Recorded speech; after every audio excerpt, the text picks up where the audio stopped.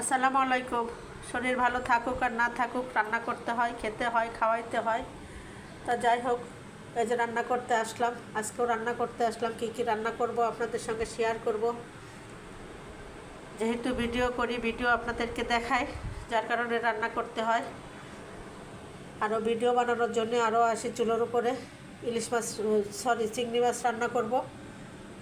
ধুন্দল দিয়ে চিংড়ি মাছ রান্না করব। এটা আমার বড় ছেলের জন্য। ভেন্ডি ভাজি করব, কাতল মাছ রান্না করব, পটল আর আলু দিয়ে কাতল মাছ রান্না করব। তাই এই হচ্ছে আজকে রান্না করব। কিভাবে রান্না করি আপনাদের সঙ্গে শেয়ার করব। আপনারা সবাই আমার সাথে থাকবেন ইনশাআল্লাহ। কাতল মাছটা যে ভেজে নেব, হালকা করে ভেজে নেব। চুলায় যে ফ্রাই প্যান বসাই দিছি, তেল দিয়ে দিছি। তেলটা গরম হয়ে গেলে কাতল মাছটা দিয়ে দেবো। এদিকে আর এক চুলায় যে কড়াই বসাই দিছি, ভেন্ডিটা বসাই দিব। ফ্রাই প্যানটা গরম হয়ে গেছে, মাছটা বসাই দিব।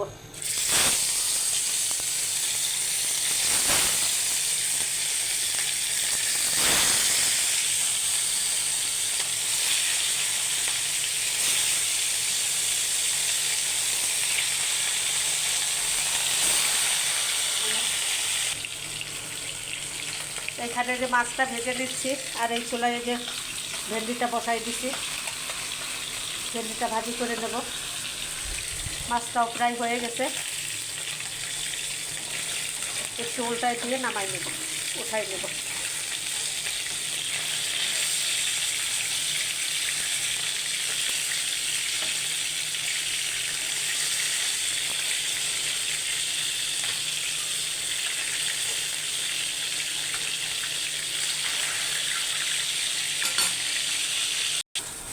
মাছটা যে ভেজে উঠাই নিলাম।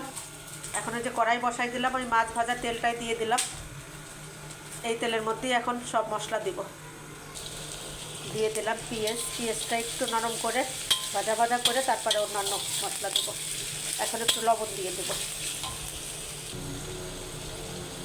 দিয়ে দিলাম লবণ দিয়ে পেঁয়াজটা ভাজা ভাজা করে দেবো একটু। পেঁয়াজটা একটু হালকা ভাজি করে নিলাম, ভেজে নিলাম আর কি, হালকা বাদামি কালার করে নিলাম। এখন দিয়ে দেবো একটু পানি,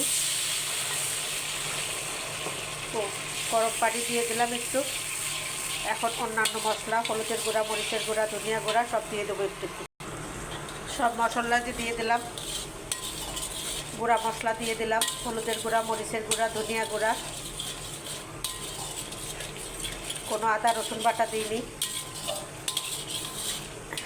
কালকে একদম টাটকা মাছ নিয়ে আসছি, তাজা মাছ নিয়ে আসছি।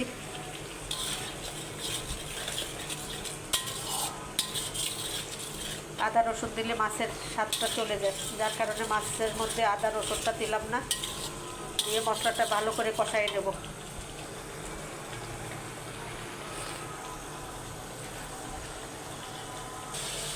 মশলাটা যে ভালো করে কষাই নিলাম, এখন দিয়ে দেবো পটল আর আলু। পটল আর আলু কেটে রেখেছিলাম, পটল আর আলু দিয়ে দিলাম। পটল আর আলু মশলার সঙ্গে ভালো করে কষাই নেব। এই চুলায় যে চিংড়ি মাছটা বসাবো, তেল দিয়ে যে পেঁয়াজ দিয়ে দিলাম। পেঁয়াজটা ভাজা ভাজা করে নেব, বাদামি কালার করে নেব। চিংড়ি মাছ আর এই যে ধুন্দল দিয়ে আজকে চিংড়ি মাছ রান্না করব বড় ছেলের জন্য। পটল আর আলুটা যে কষাই নিলাম মশলার সঙ্গে। এখন সামান্য একটু পানি দিয়ে আর একটু কষাইয়ে নেব। সামান্য একটু পানি দিয়ে এখন মাছ দিয়ে আর একটু কষাইয়ে নিয়ে পরে ঝোলের পানি দিব।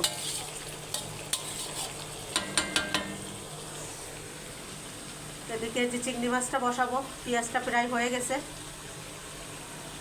এখন মশলা দিয়ে দেবো একটু একটু করে। সব মশলা যে একটু একটু করে দিয়ে দিলাম। মশলাটা ভালো করে কষাই নিয়ে তারপরে দেবো চিংড়ি মাছ। মাছটা দিয়ে দিলাম। মাছটা দিয়ে একটু কষাইয়ে দিয়েছিলাম। এখন দিয়ে দিলাম ঝোলের পানি। ঝোলের পানি দিয়ে আস্তে করে নেড়ে দিব, যাতে মাছটা ভেঙে না যায়।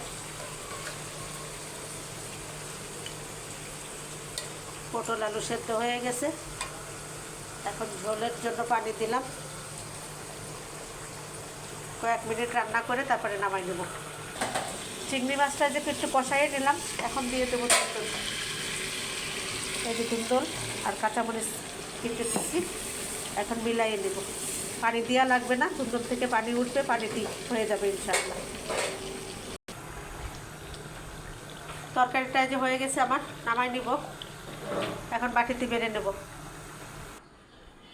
রান্না শেষ করলাম আজকে। দুপুরে রান্না করলাম কাতল মাছ, রান্না করলাম পটল আলু দিয়ে। এদের ধুন্দল রান্না করলাম চিংড়ি মাছ দিয়ে, আর এখানে ভেন্ডি কিংবা ঢেঁড়স ভাজি করলাম। এই হচ্ছে আজকে দুপুরে রান্না করলাম।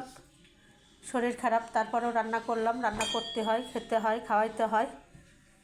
সবাই ভালো থাকবেন, সুস্থ থাকবেন, সবাই সবার জন্য দোয়া করবেন। আজকের মতো এখানেই, আল্লাহ হাফেজ।